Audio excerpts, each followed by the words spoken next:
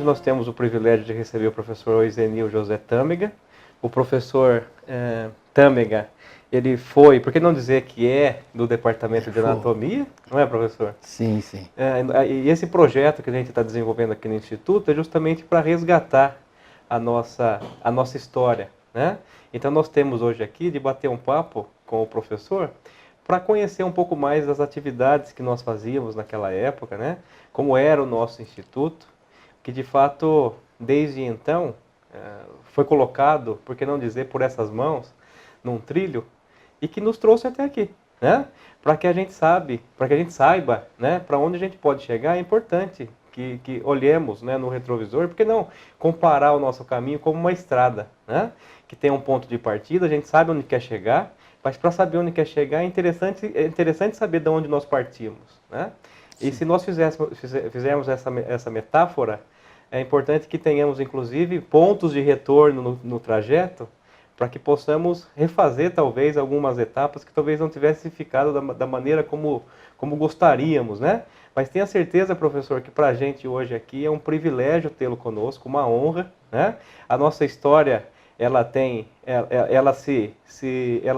fala por nós. Então eu gostaria que o senhor começasse falando um pouquinho desse nosso bate-papo, um pouquinho do professor no início, né? Quando chega ao IB, como aluno de graduação. Como que era naquela época, professor? Bom dia, agradeço o convite. É uma honra mesmo estar aqui participando desse resgate dessa memória aí, fazer todo um apanhado geral. Mas então, meu ingresso como aluno no IB foi em 1966. 66. 66. Sou da segunda turma de Ciências Biológicas, né? Naquela época era chamada de modalidade médica. E em 66 a situação era boa, mas as instalações, de modo geral, bastante precárias, né? Não havia asfalto e nada, tudo terrão, chovendo como hoje. Certo. Era difícil o trânsito. E a anatomia era num barracão que lá ainda existe. Eu acho que lá funcionou muito tempo lavanderia, não sei se ainda tem, mas era um barracão lá perto do hospital. Ah, tá certo. Ainda tem o barracão ali. E ainda ali. tem o barracão lá. Acho que perto da livraria ali. É, isso mesmo. E funcionou por alguns anos lá, depois que eu ingressei. Então eu entrei em 66, cursei Ciências Biológicas, e em 69 eu fui fazer o estágio obrigatório na anatomia humana. E ali, trabalhando junto com os alunos da medicina, porque nós tínhamos aulas junto com os alunos, numa das mesas, um grupo de biólogos formou uma mesa e nós cursamos esse estágio obrigatório aí. Alguns desses colegas passaram diretamente para a medicina, que na época era comum acontecer isso, e outros se encaminharam para a docência no próprio instituto. Então eu tive a satisfação de ser convidado pelo professor Neivo tá certo. para fazer parte, né, para ingressar na carreira docente. Tinha uma vontade, mas ainda não tinha definido o que eu iria fazer do meu caminho. Mas me entusiasmei por isso e acabei me formando em novembro. Em comecinho de dezembro, eu já era biólogo contratado pelo Instituto, pelo IB, né? Na época era FCMBB. Tá certo. E assim foi. A minha turma de Ciências Biológicas era uma turma muito pequena. Nós nos formamos em 17. Em 17. 17 alunos, né? Formados. 4 foram para a medicina. Os demais foram contratados em vários departamentos da nossa unidade, né? Professor, o senhor é de Botucatu mesmo ou não? Não, eu vim do interior, de Tupã. Tupã. Cidade uns 200 e poucos quilômetros daqui. Sim, veio para Botucatu mesmo para estudar. Vim porque ingressei na universidade e vim para estudar Como que e era? aqui permaneci. Professor, eu vou fazer uma pergunta agora que talvez o senhor tivesse bastante envolvido nessa característica da seleção, né? De aplicações de prova, etc. Qual uma comparação rápida, por exemplo, no vestibular daquela época ou na seleção daquela época? O senhor esteve envolvido com a VUNESP bastante tempo? Pois é. Atualmente eu parei de coordenar já faz um bom tempo, mas a época que eu fiz vestibular era bastante diferente de hoje, Sim. da VUNESP. Chamava CCEA, depois chamou CECEM, na época que eu fiz era o CECEM, e tinha provas teóricas, mas tinha provas práticas, de laboratório, inclusive, de bioquímica, coisas assim, né? Eram bastante rigorosos na entrada da universidade. Professor, e essas provas práticas que se fazia no ingresso da universidade, elas eram treinadas no colégio? Muito pouco, né? Em cursinhos, na época já tinha cursinho, a gente tinha uma certa noção, né? Mas não era muito avançado não, né? Hoje já tem as outras características, né? E a prova era feita aqui em Botucatu? Sim, eram feitas por cidades, você tinha opção por Tá algumas certo. cidades, né? E você poderia optar na capital ou no interior em alguns locais, né? Em Botucatu era feito aqui mesmo, para ingresso aqui. Então o senhor chega lá em Botucatu fazer a prova de ingresso? Isso. Já vislumbrando o curso de biologia? Já vislumbrando o curso de biologia e ficamos na expectativa aí, né? No fim deu certo. Mas uma característica, uma coisa que eu lembro é que eu morava em Tupã e minha família era de Jundiaí. De Jundiaí. Então, para ir para Jundiaí, passava por Botucatu. Perfeito. E nos velhos tempos, quando mais jovem ainda, passava na Rua Mando na contramão, né? Subia e ia para Conchas. Que bacana. E a hora que eu entrei em Botucatu, eu falei, não, Botucatu eu não vou. Cidade para mim não agradava, né? Sim. Hoje em dia eu falo, para Tupã eu não vou mais. Então a cidade evoluiu muito, né? Eu acho que uma das causas dessa grande melhoria da cidade foi a faculdade, né? Ou seja, o desenvolvimento da própria cidade, ela coincide com o próprio desenvolvimento da universidade. Exatamente. Foi um crescimento aí conjunto, mas foi interessante. Professor, então naquele tempo, eu posso dizer assim que na década de 60, quando o senhor entra então em 66, o senhor compartilhou com a primeira turma talvez algumas disciplinas, alguma atividade, não foi isso? Porque em 66 foi a segunda turma. Segunda turma. Na verdade, em 63 teve biólogo, passaram para medicina, 64 também, todos passaram para medicina, então não teve ninguém formado de 63 e 4. Em 65 foi a primeira turma que completou o ciclo e se formou. E eu entrei em 66, segunda turma. E o curso de 4 anos? Curso de 4 anos, de maneira que curso de 4 anos nós nos formamos junto com a medicina. A segunda turma da medicina coincidia, por 6 anos, coincidia com a minha formatura. E as formaturas elas eram conjuntas? Formaturas, aulas, laboratórios, todos os laboratórios de química, de física, de biofísica, todos esses laboratórios que tinham aula prática, era tudo junto. Fisiologia, não tinha distinção se eu era da medicina, se eu era biólogo, era um grupo só, né?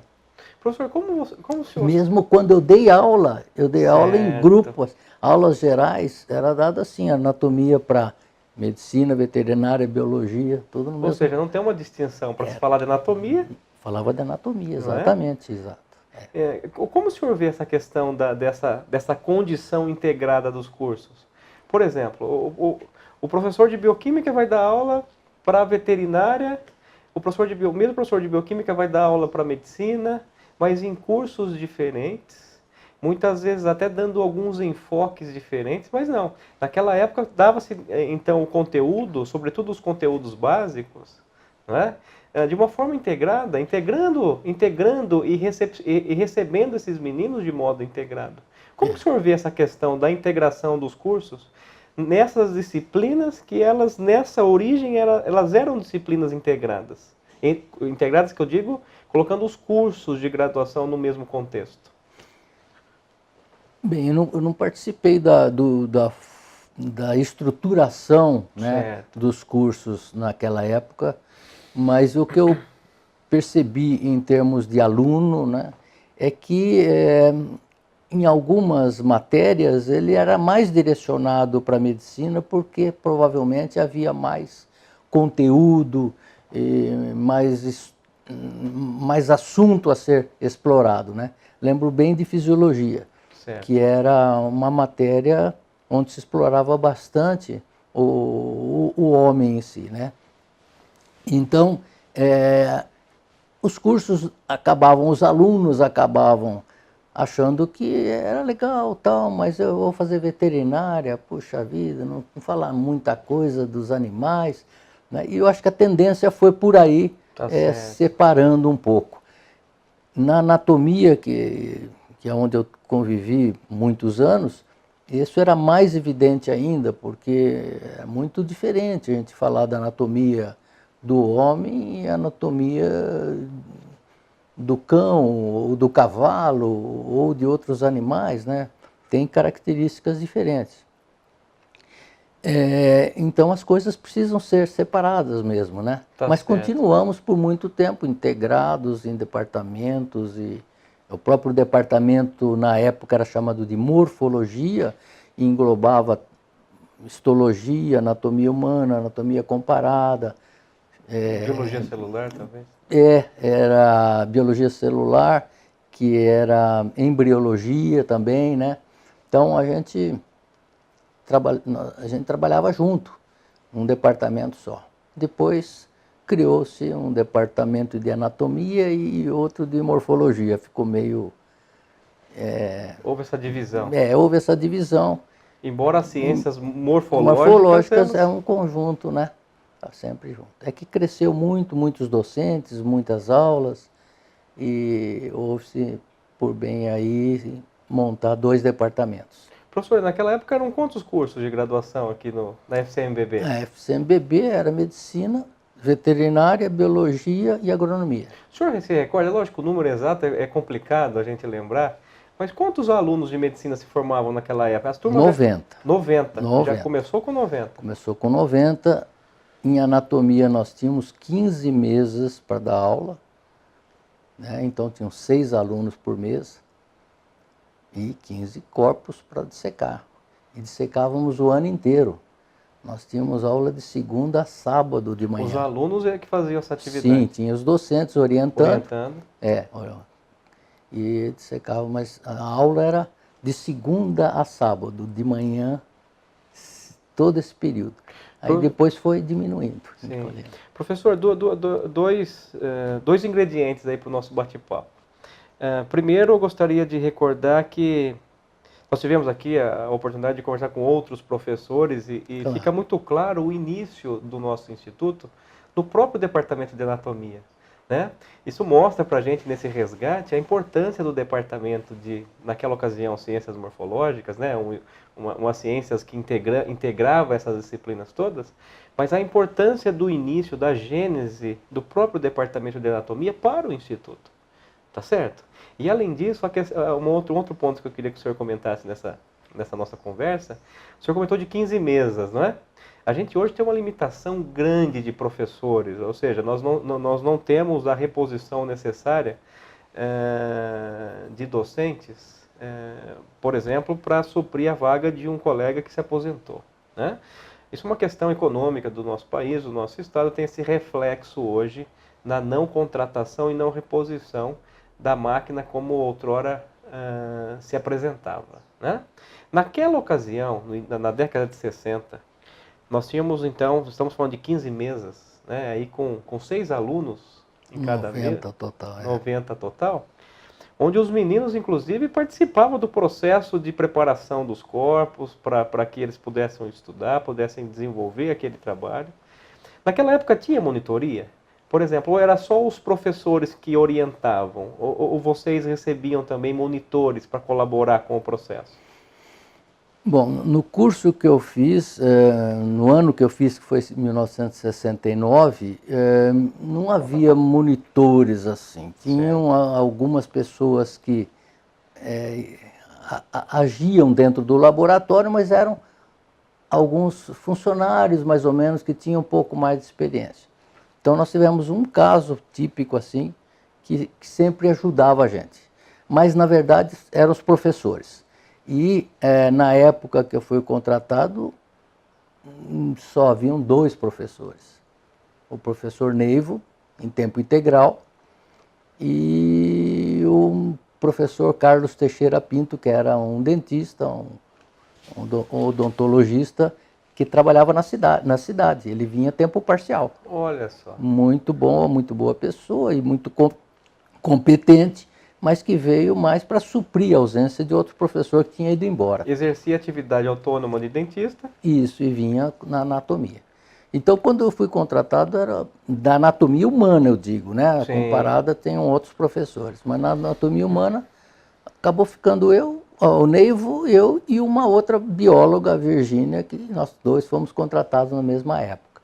Então, era um grupo muito pequeno para uma atividade imensa. E nós ficávamos o tempo todo no laboratório. Não havia muito monitores. Isso começou a aparecer conforme foi evoluindo, né? Certo. Eu, como segunda turma, estavam fazendo estágio ainda na anatomia. Não dava nem para monitorar, eu tenho que me informar primeiro, né? E nesse caso nem aconteceu eu fazer monitoramento na anatomia, porque eu já fui contratado como biólogo e já fui para São Paulo fazer estágio e já comecei a dar aula em 1970. Certo. Então o senhor se forma no final dos anos 60, em 69, especificamente em novembro. Foi. Em dezembro, então, já é contratado, né? E entra, então, num processo, um processo de modificação, eu posso dizer uma modificação própria, mas também numa missão de transformar pessoas, não é, professor? Pois é. E nessa missão, né, que iniciou logo após a graduação, talvez um mês depois, talvez até menos. Muito rápido. Não é? Muito rápido. O menino que estava se transformando, o menino que chegou de Tupã, né, que veio buscar um sonho aqui em Botucatu. Foi. E daqui a pouco percebe que o sonho era maior. Exatamente.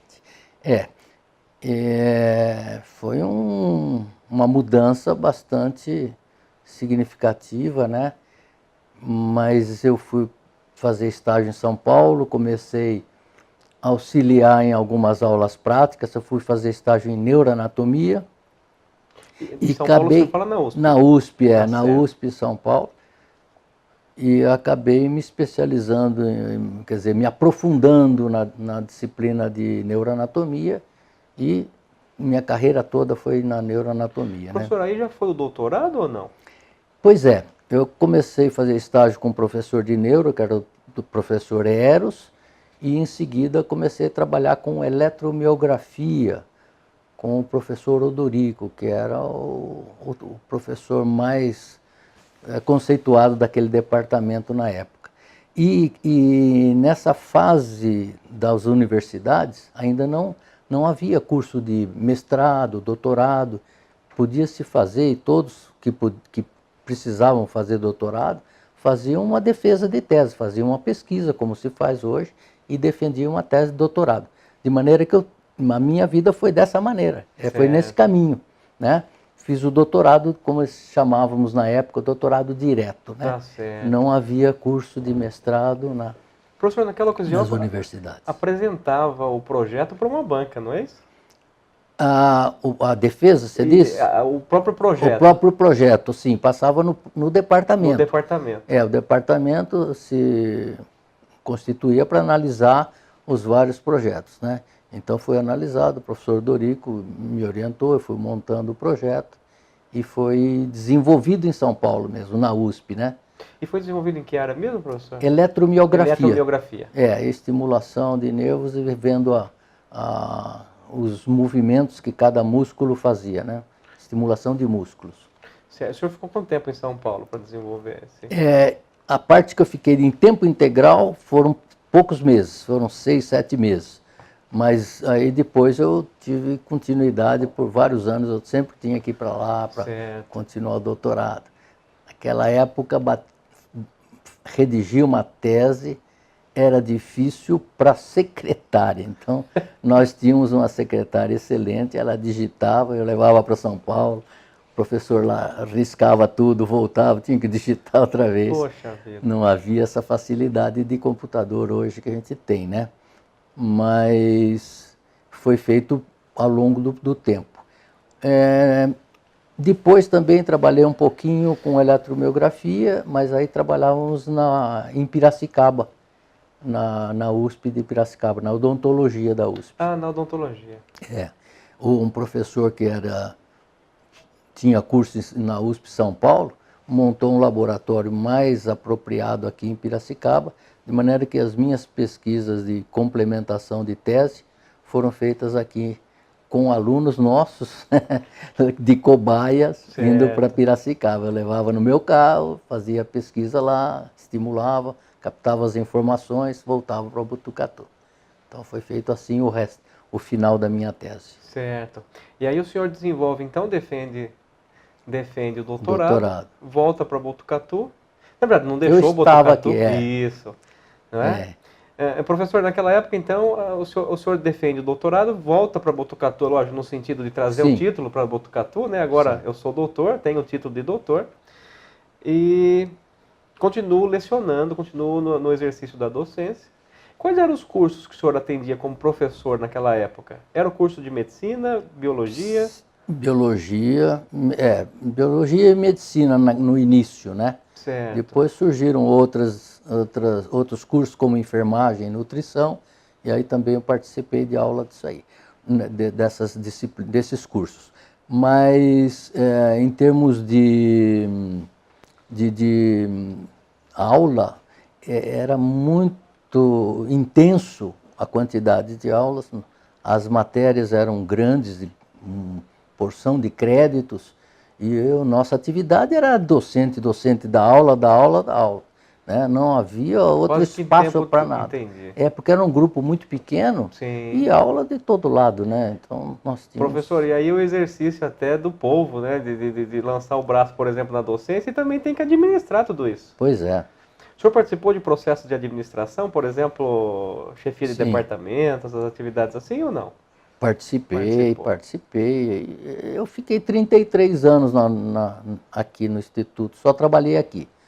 E sim, participei, fui chefe de departamento, fui coordenador de PG da pós de anatomia, na época que tinha anatomia. Enfim, participei bastante sim, da atividade administrativa, sempre eu estava enfronhado. O senhor tocou num ponto inédito aqui no nosso bate-papo, que é falar que começou então o departamento de anatomia num barracão ali perto do hospital.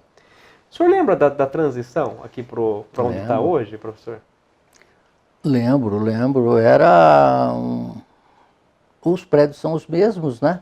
Com as devidas adequações. Sentíamos aí uma alegria de estar num prédio novo, mas, por outro lado, achávamos meio inseguros o tipo de instalações, mas foi tudo se adaptando. E não havia asfalto, nada naquela época, mesmo com a mudança para cá. Não tinha asfalto aqui dentro? Não tinha asfalto aqui dentro, nada.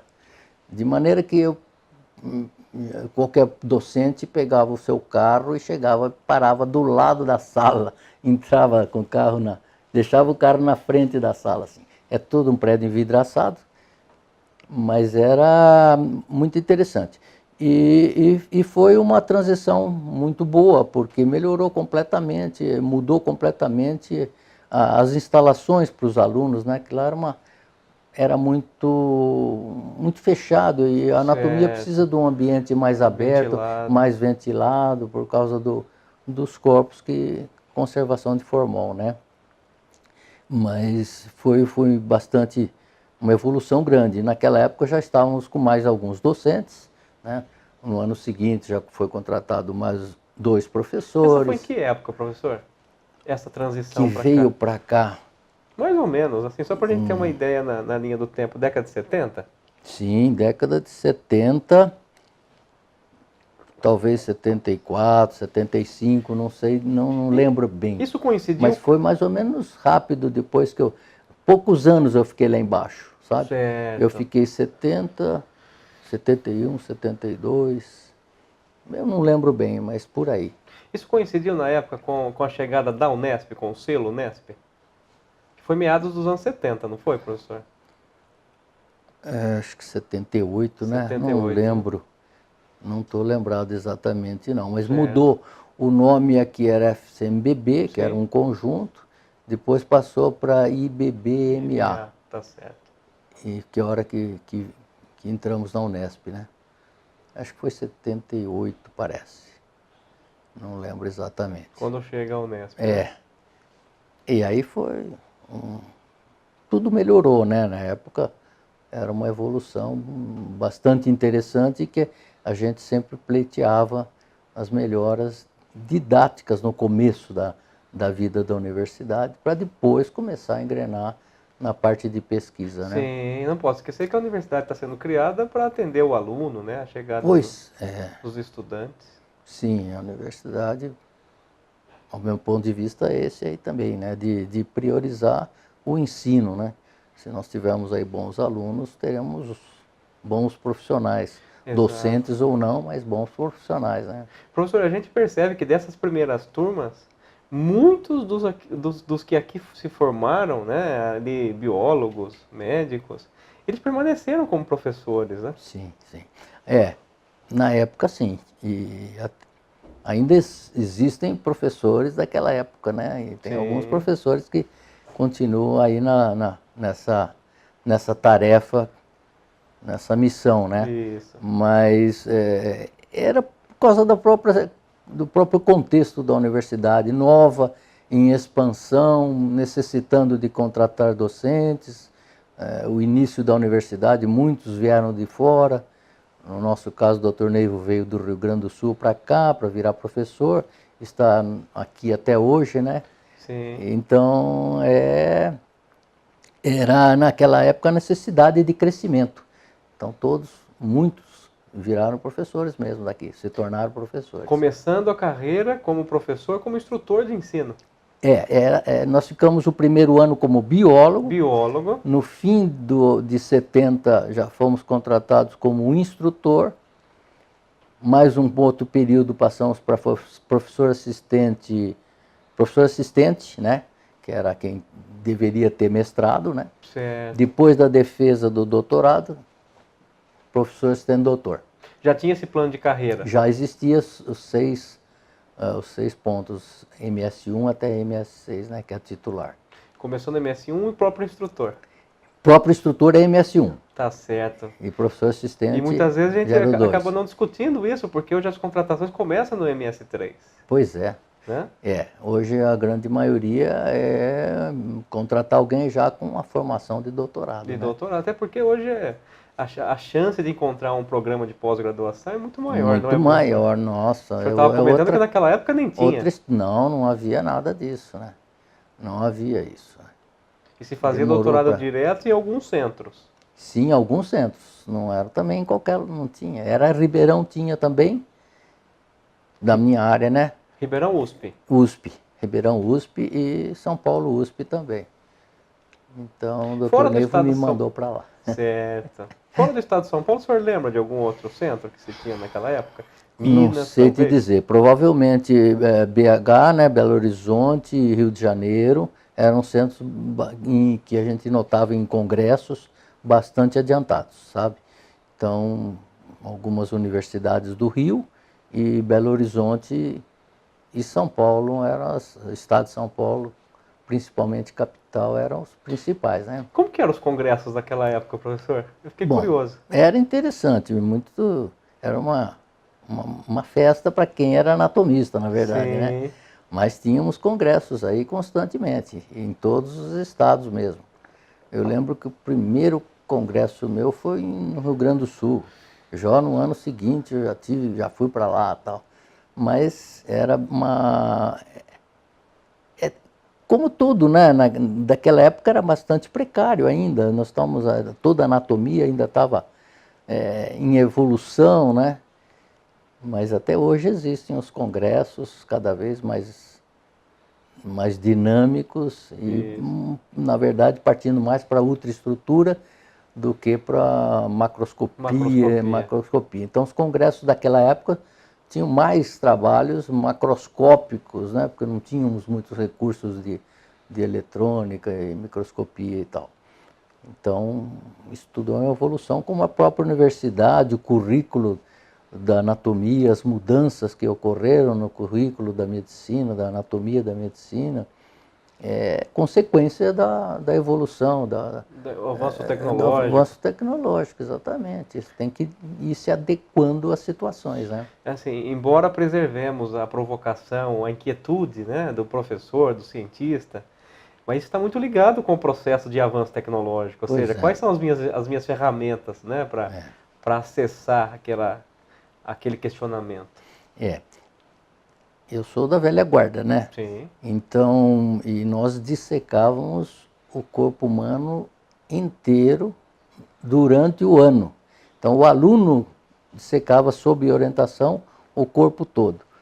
Hoje você não faz mais isso, não existe mais isso, né? Então, o aluno pega a peça preparada, às vezes em situações não ótimas, né? E tem que estudar ali. Então, a gente lamenta um pouco esse aspecto. Eu, particularmente, lamento porque vejo que é importante o avanço tecnológico, mas é difícil você não aprender a base, conhecer, né? Pegar uma região, por exemplo, um braço e abrir todas camada por camada, estudando camada por camada, é uma coisa. Agora, encontrar o braço aberto com esse é o músculo tal, esse é o nervo tal. E até a textura é importante, assim, você perde dimensões, você perde textura, você perde... Professor, talvez fosse óbvio para o senhor, mas para mim, eu não tenho essa compreensão. Por que houve essa mudança? Por que houve essa inversão? Olha, eu agora não tenho mais os alunos preparando as peças. Por que isso aconteceu? Na verdade, eles não preparavam peças para nada, né? Não teriam fim essas peças. Sim. Essas peças eram corpos que chegavam para estudo, né? E depois era sepultado regularmente e terminou a tarefa desse corpo e dos alunos. Hoje não, hoje depois nós começamos a preservar algumas peças melhores para dar aulas demonstrativas, né? Então, isso tudo evoluiu assim por própria pressão de outras disciplinas da medicina que precisava de uma carga horária maior e acabou encolhendo tudo do instituto, né? Do ciclo básico. Do ciclo básico, não só anatomia, como outras matérias também. Contra a nossa vontade, a gente sempre brigava por ter um conteúdo maior, poder dar uma matéria mais detalhadamente, mas foi a evolução da... Então o senhor participa desde o processo lá no departamento de anatomia, no Barracão, perto do hospital, nesse processo de transição aqui para onde nós encontramos o departamento hoje, e participando dessas brigas de reestruturações, inclusive. Participei diretamente na briga de construção da anatomia aqui. Foi um projeto que eu estava bem à frente disso e graças às nossas brigas aí saiu esse prédio que todo mundo achava que era prédio para os professores. Olha eu falei, não, esse prédio é para aluno, para a gente dar aula. Esse prédio não é para docente. Docente nós vamos ficar no mesmo lugar. Os alunos que vão ter esse benefício. Hoje tem uma instalação muito superior. Então nós tivemos lá no Barracão, depois passamos a ter aula no prédio da anatomia, onde os docentes permanecem hoje, tem um museu. Sim. O laboratório era ali, da anatomia humana. E agora temos aí há vários anos já esse prédio novo, com uma instalação bem apropriada. Uma instalação didática. Né? Didática, São áreas, o isolamento dos corpos das salas de aula prática. Da maneira, né? como tem que ser, não é, Da maneira adequada, preservando o corpo humano contra o aluno, quem trabalha, o funcionário, o docente, né? Contra o excesso de formol na área. Ou seja, é o respeito, né? É o respeito à peça, ao cadáver que ali está. Sim. mas também em respeito ao professor, ao aluno, né? Oferecendo Exatamente. condições salubres, né? Ou menos insalubres para... Menos insalubres, mas já melhorou bem. Professor, com essas atividades todas, o senhor foi um dos primeiros professores a trabalhar na VUNESP, foi isso? Trabalhei há muitos anos na VUNESP, né? Eu desde o começo de docente aqui, quando tinha concurso na cidade, eu comecei a trabalhar como fiscal de sala, né? Ficava na sala, depois passei para coordenador de escola. Certo. E por muitos anos fui coordenador de cidade também, mais de 20 anos aí. Fiquei coordenando o VUNESP, mesmo depois de aposentado, por alguns anos fiquei. Agora, desde aquela época, a VUNESP como uma entidade, talvez, uma fundação, que organiza concursos e não apenas o vestibular da Unesp. Sim, no começo era específico o vestibular da Unesp, né? A gente tinha, a atividade nossa era a única no fim do ano no concurso de ingresso de Botucatu, da Unesp, do modo geral, né?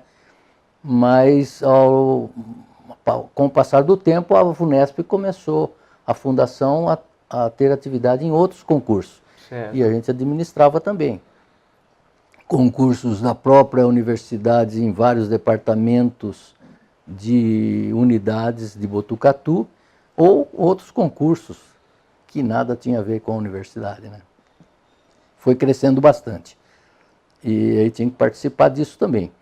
Se era aqui em Botucatu o concurso, era a gente que fazia essa atividade, selecionando docentes, selecionando pessoal para trabalhar, né? E selecionando escolas, enfim, colocando os candidatos nos devidos lugares. Certo. Era uma atividade bastante interessante aí, de muita responsabilidade, né? Que imagino. Tinha uma turma muito boa, né? A grande maioria tinha muita gente do IB que trabalhava nesse concurso, e acredito que até hoje tenha, mas foram bons tempos aí, uma atividade intensa aí. Professor, a gente começa, né, com esse projeto muito bem oferecido pela nossa diretoria atual, que é justamente buscar essa recordação, essa memória. A gente percebe que o nosso instituto começa, então, na década de 60, com pessoas aí envolvidas com esse processo de construção de alicerce, construção de parede, fazer cobertura, né?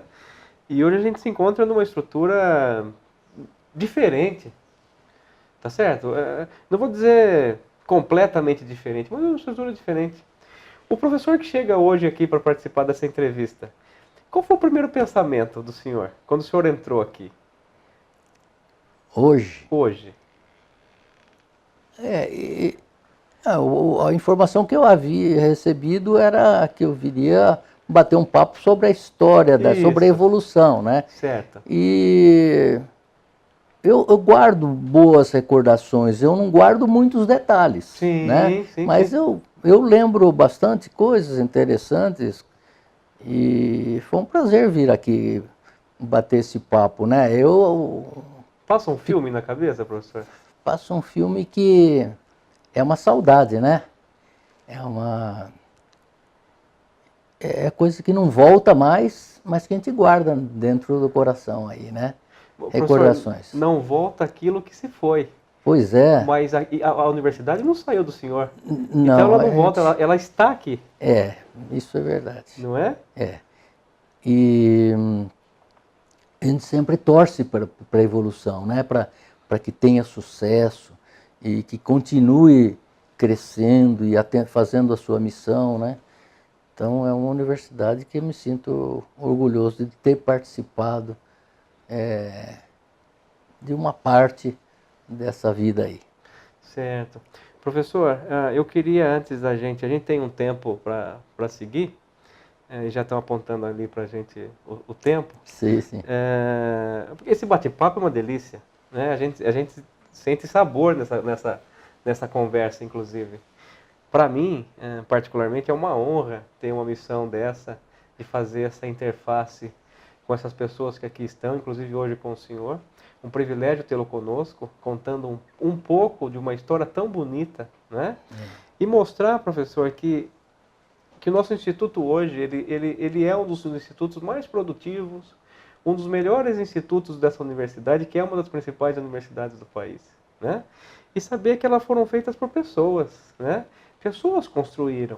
A gente precisa resgatar, nesse resgate histórico do instituto, mas também resgatar pessoas, resgatar a relação de pessoas, né?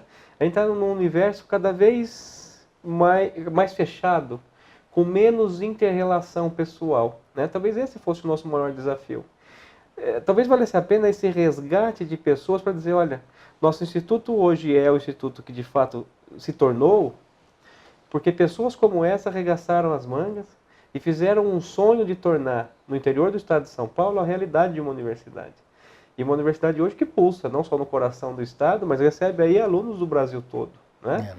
Então, o processo de transformação por pessoas como o senhor, ele alcança todos os cantos do Brasil, né? Ele chega, o processo de transformação ele é constante.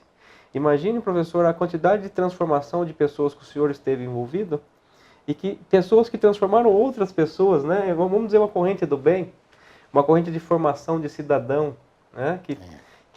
De valores tão importantes para a construção de um país mais justo, um país mais humano, né? Onde as pessoas têm essa capacidade da transformação, não só local, mas da transformação do próprio país. E no ano político como esse que a gente está passando, é lógico que a gente não vai entrar nesses detalhes, mas fica a mensagem que o ser humano é capaz da transformação, né? Desde que se tenha centrado a questão do bom senso, da questão humana, da questão com menos vaidade, talvez, né? Então, esse processo, professor, nos coloca numa condição de extrema gratidão, né? Hoje, eu represento aqui algumas vozes do Instituto, e eu aqui somado queria dizer muito obrigado pela oportunidade de tê-lo conosco no bate-papo, mas tê-lo conosco como história, né? O senhor pulsa nessas paredes, o senhor pulsa nesse instituto. Muito obrigado. Muito obrigado. Eu gostaria que o senhor fizesse agora alguns comentários finais de algum ponto que talvez nós não tivéssemos tido a oportunidade de ter tocado ao longo do nosso bate-papo. Se alguma coisa ficou para trás, é o momento do senhor comentar com a gente. Não, eu agradeço o convite, é de fato uma satisfação, né, e guardo isso como orgulho de ter participado dessa evolução. Isso é uma somatória, né? Não é uma pessoa que faz tudo, cada um fazendo a sua parte, existe uma evolução. No começo da universidade aqui, havia bastante, talvez mais intensamente, a colaboração de um docente para o outro docente crescer. Isso eu sinto que mudou ao longo do tempo que eu estive aqui, mudou, era bem diferente. Quantas vezes eu dava aula para um colega fazer estágio ou fazer pós-graduação fora, mas quantas vezes ele também dava aula para eu sair, então havia uma grande colaboração. Isso mudou um pouco, né? Eu sinto isso uma pena, é uma evolução que aconteceu. Mas as pessoas todas, no modo geral, sempre trabalham para que haja uma continuidade, e a gente vê a beleza que hoje é a universidade, o instituto que não para de crescer, de produzir e fazendo a sua missão cada vez mais brilhante. Então eu agradeço o convite e muitas coisas a gente poderia ainda conversar, aos poucos iria lembrando, mas agradeço esse convite, estamos aí à disposição se eventualmente precisar mais alguma informação. Então hoje nós tivemos o privilégio de conversar com o professor Oizenil, falando aqui um pouquinho, né, de uma história longa, né, trazendo aí nos nossos dias de hoje lembranças da nossa história e resgatando o histórico aqui do nosso instituto. Talvez a mensagem que tivesse ficado, não é, professor? Que juntos não somos mais fortes apenas, juntos formamos a própria unidade. O ano que vem o Instituto faz 55 anos, é isso? E o ano que vem nós nos formamos 50 anos de formatura. Então vamos fazer uma festa única aí. Isso, certamente, professor. Tá Ou bom. seja, esse aniversário, ele se mistura com a história. Com a história do Instituto. Certo. Muito obrigado, professor. Eu que agradeço. Pela oportunidade. This house guests go, there are liars and they're thieves. But as drinking